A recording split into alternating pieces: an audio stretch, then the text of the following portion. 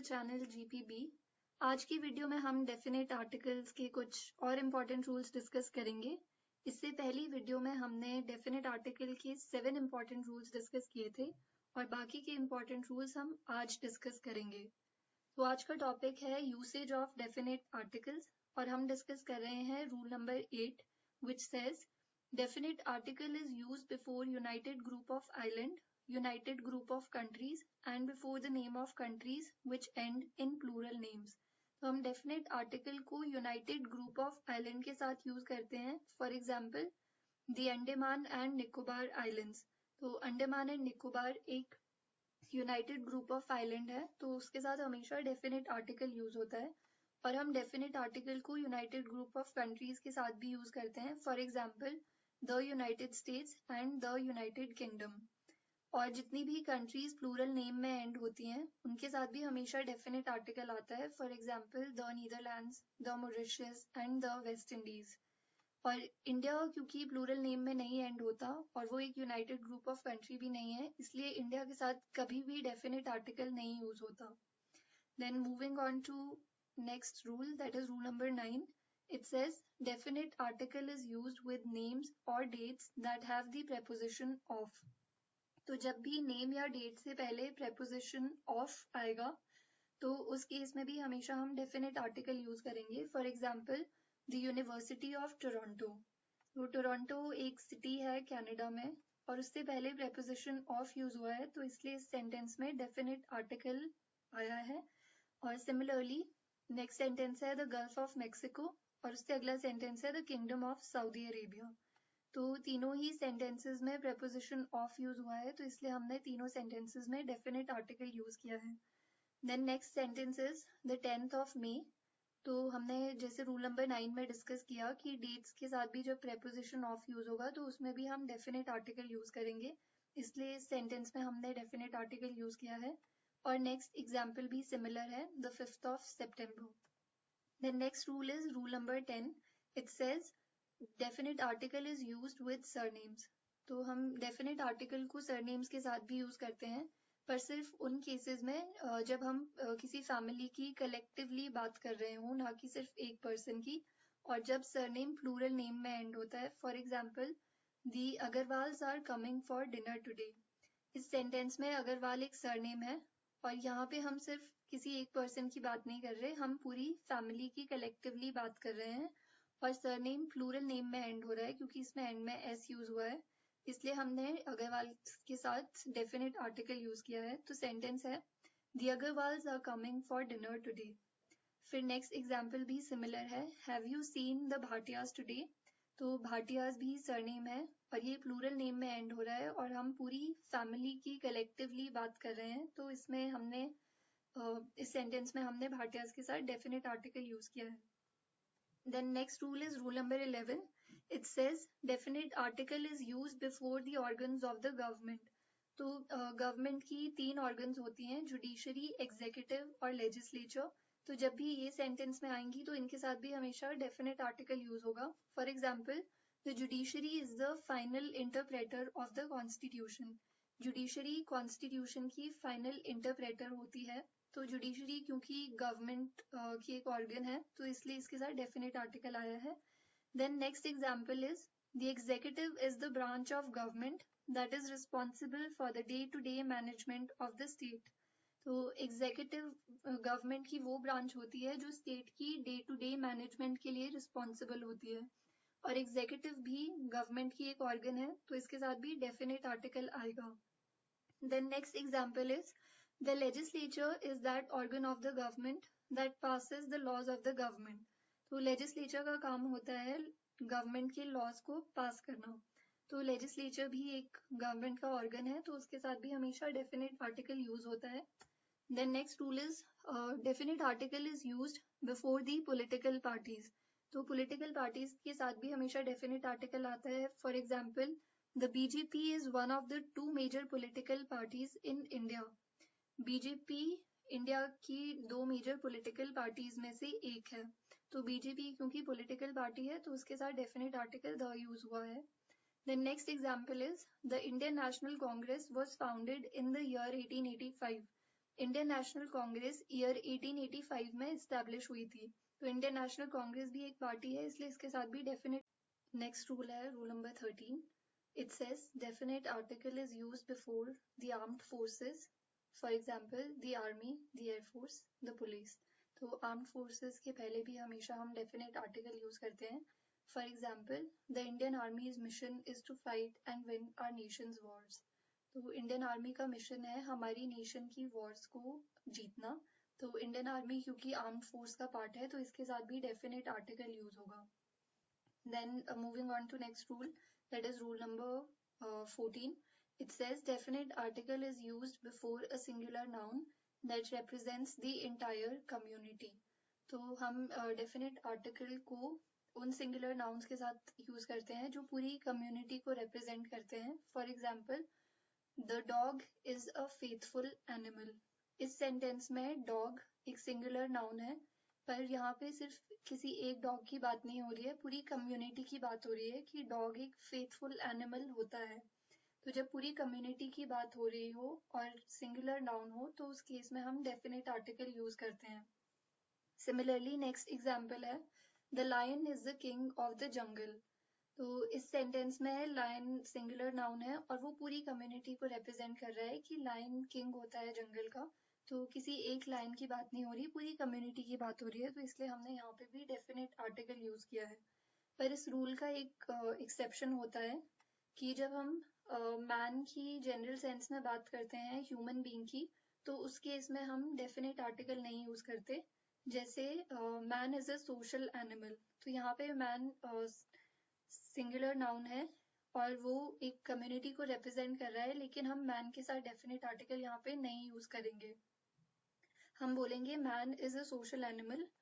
और लेकिन इसका भी एक एक्सेप्शन है कि जब हम किसी स्पेसिफिक पर्सन की बात करते हैं, उस केस में हम डेफिनेट आर्टिकल यूज करते हैं. For example the man is driving a car. इस सेंटेंस में मैन किसी पर्टिकुलर मैन की बात हो रही है, एक स्पेसिफिक मैन की बात हो रही है, तो यहाँ पे हम डेफिनेट आर्टिकल यूज करेंगे. पर जब हम ह्यूमन बींग्स की जनरल सेंस में बात करते हैं और वो सिंगुलर नाउन की तरह यूज होता है, तो उस केस में हम डेफिनेट आर्टिकल नहीं यूज करते. तो ये रूल नंबर 13 का एक बहुत इंपॉर्टेंट एक्सेप्शन है. Then next rule is rule number 14. Definite article is use before double comparatives.